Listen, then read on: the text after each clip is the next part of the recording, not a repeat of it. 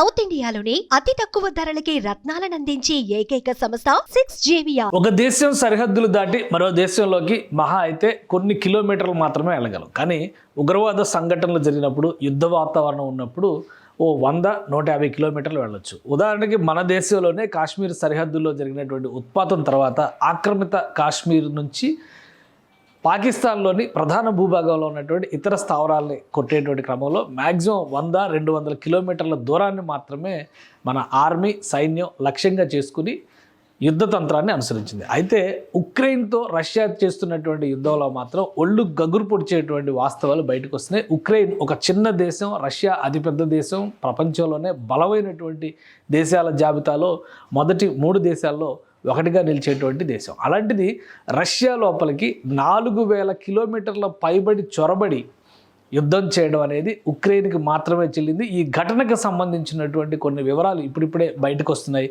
దాంతో Russian army కూడా Ukraine దాడులకి బెత్తరపోయినటువంటి పరిస్థితి ఏర్పడింది. ఒకసారి విశ్లేషిద్దాం. 4000 కిలోమీటర్ల దూరం వెళ్ళేటువంటి అవకాశం ఉందా లేదా? ఇది రష్యన్ ఆర్మీకి సంబంధించి రష్యన్ ఆర్మీని అలానే ఎయిర్ ఫోర్స్ని దెబ్బకొట్టేటువంటి క్రమంలో ఉక్రెయిన్ ఉపయోగించినటువంటి డ్రోన్స్ ఇవి చాలా సీక్రెట్గా కొన్ని కంటైనర్లలో రష్యాలో నిర్దేశితమైనటువంటి ప్రాంతాలకు తీసుకెళ్లారు. అక్కడి నుంచి అటాక్స్ అనేవి మొదలైనవి. మ్యాప్స్ పరంగా చూస్తే, డిస్టెన్స్ పరంగా చూస్తే 1000 కిలోమీటర్ల దూరం ఇక్కడ కనిపిస్తుంది. ఇవి ప్రధానమైనటువంటి ఎయిర్ బేస్లు. ఇవానోవో ఎయిర్ బేస్ మాస్కోకి అతి సమీపంలో ఉండేటువంటి ప్రధానమైనటువంటి ఎయిర్ బేస్. ఉక్రెయిన్ పైన జరుగుతున్నటువంటి దాడులన్నీ కూడా ఇక్కడి నుంచే జరుగుతున్నాయి అనేది సమాచారం. ఇది ఓవరాల్గా మనం మ్యాప్ తీస్తే ఇది మొత్తం కూడా రష్యానే. ఇంత పెద్ద దేశం ప్రపంచంలోనే ఇది అతిపెద్ద దేశంగా పరిగణించేటువంటి ప్రాంతం ఇది. అంటే 15 రిపబ్లిక్లు సోవియట్ నుంచి విడిపోయిన తర్వాత కూడా అతిపెద్ద దేశంగా కనిపిస్తుంది. సో ఇక్కడ ఈ కొరలో ఉన్నటువంటి ప్రాంతమే ఉక్రెయిన్.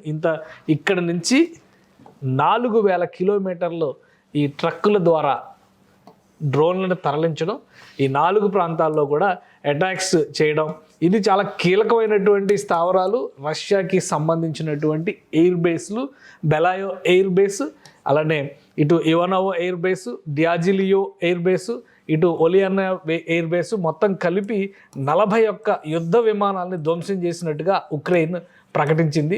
సో ఇంత డిస్టెన్స్ ఎలా వెళ్ళారు అనేది మాత్రం ఇప్పుడు ఆశ్చర్యకరంగా ఉన్నటువంటి అంశం. అయితే ఉక్రెయిన్ అధ్యక్షుడు జెలెన్స్కీ చేసినటువంటి ప్రకటన ప్రకారం, ఆయన రిలీజ్ చేసినటువంటి కొన్ని డేటా ప్రకారం చూస్తే దాదాపు ఏడాది పైగా ప్లానింగ్ జరిగింది ఈ యుద్ధం జరగడానికి, ఈ అటాక్ జరగడానికి. మొత్తం కూడా డ్రోన్ అటాక్, పెద్ద పెద్ద కంటైనర్లలో ఈ డ్రోన్లను సెట్ చేసి దాదాపు 100-150 డ్రోన్లను అక్కడికి పంపించారు. టార్గెట్స్ ఫిక్స్ చేసిన తర్వాత, సమయం అనుకూలించిన తర్వాత, అది కూడా మిట్ట మధ్యాహ్నం జరిగినటువంటి దాడి. ఈ దాడితో రష్యా బెంబేలెత్తిపోయింది. ఎయిర్ బేస్లు అన్నీ కూడా దెబ్బతిన్నాయి. మొత్తం 7 ఎయిర్ బేస్లని దెబ్బ కొట్టినట్టుగా చెబుతున్నారు. 7 ఎయిర్ బేస్లు అంటే మామూలు విషయం కాదు. రష్యన్ ఆర్మీకి ఇప్పుడు ఇదొక పెద్ద అవమానకరమైనటువంటి సందర్భంగా మారిపోయింది. మొత్తం 7 ఎయిర్ బేస్లని ధ్వంసం చేశారు. సో డిస్టెన్స్ పరంగా చూసినప్పుడు ఒకసారి మనం గూగుల్ మ్యాప్స్లో కూడా విశ్లేషించేటువంటి ప్రయత్నం చేద్దాం. ఇది మొత్తం యూరోప్కి కనెక్ట్ అయి ఉండేటువంటి ప్రదేశం.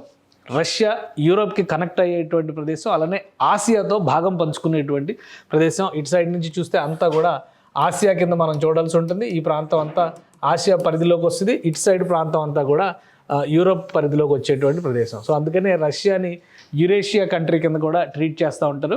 ఇక్కడ మాస్కో ఉంది, మాస్కో రాజధాని. ఈ సైడ్ లెనిన్గ్రాడ్ ఉంటుంది, అంటే పీటర్స్బర్గ్ అని చెప్పారంటారు. సో ఇది మొత్తం కూడా రష్యాకి కీలకమైనటువంటి నగరాల్లో ఒకటిగా చెప్పుకునేటువంటి ప్రాంతాలు. ఇక్కడ ఒకసారి మనం డిస్టెన్స్ క్యాలిక్యులేట్ చేసేటువంటి ప్రయత్నం చేద్దాం. ఉక్రెయిన్ నుంచి మాస్కోకి వెళ్ళాలంటే, ఉక్రెయిన్ టు మాస్కో ప్లానింగ్ చేస్తే, అంటే ఉక్రెయిన్ టు మాస్కోనే డిస్టెన్స్ చాలా దూరం ఉండేటువంటి ప్రాంతం. దాదాపు 1000 కిలోమీటర్ల వరకు ఇక్కడ కనిపిస్తుంది. 1690 కిలోమీటర్ల డిస్టెన్స్ కనిపిస్తుంది ఉక్రెయిన్ నుంచి మాస్కోకి వెళ్ళాలంటే. సో అంత డిస్టెన్స్లో ఉంది. కానీ రష్యన్ బలగాలకు మాత్రం ఇక్కడ సరిహద్దుల నుంచి అటాక్ చేయడానికి కావాల్సినంత సాయుధ సంపత్తి అవకాశం ఉంటుంది. అందుకనే ఉక్రెయిన్ రాజధానిని కూడా ఉక్కిరి బిక్కిరి చేస్తున్నటువంటి పరిస్థితి ఇంతకాలం ఉంది.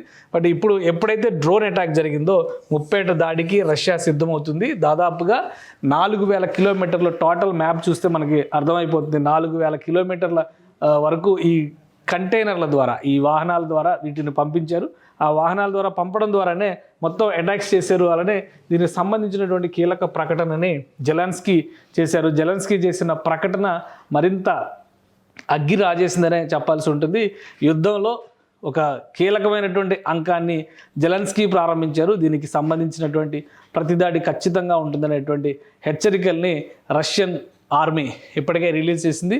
అలానే సైన్యానికి పూర్తి స్థాయి అధికారాలు వ్లాదిమిర్ పుతిన్ ఇచ్చారు. కాబట్టి ఏ క్షణమైనా కానీ ఉక్రెయిన్ పైన భీకర దాడులు జరిగేటువంటి అవకాశం ఉంది. ఇప్పటికే పెద్ద ఎత్తున బాంబుల వర్షం కురుస్తున్నట్టుగా సమాచారం ఉంది.